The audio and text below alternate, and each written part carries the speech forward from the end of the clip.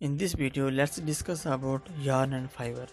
In order to understand about yarn, select a piece of cotton fabric, small piece of cloth that is really available at your home or tailor shop. Now try to find a loose thread or yarn of that fabric at one of the edges and try to pull it out. If no loose yarns are visible at their end, you can gently pull one out with a pin or a needle for your simplicity or ease so that you can see the thread.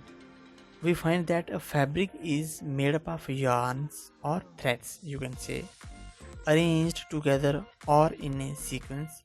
Now let's find out that what are these yarns made of and how can we find those.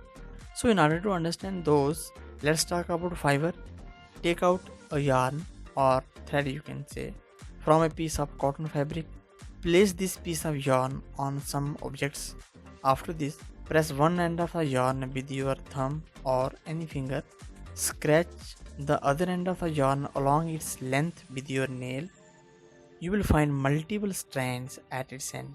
You can also observe this thing while passing a thread to a needle at home.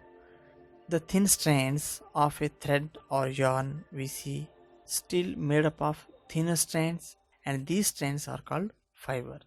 Now there are two types of fibers, natural fiber and synthetic fiber. The fiber of some fabrics such as cotton, jute, silk and wool are obtained from plants and animals. These are called natural fibers. Cotton and jute are example of fibers obtained from plants. Wool is obtained from the fleece of sheep or goat.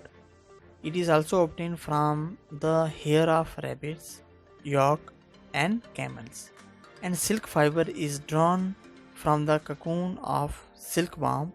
Fibers are also made from chemical substances, and those fibers are not obtained from plants and animal sources. These are called synthetic fibers.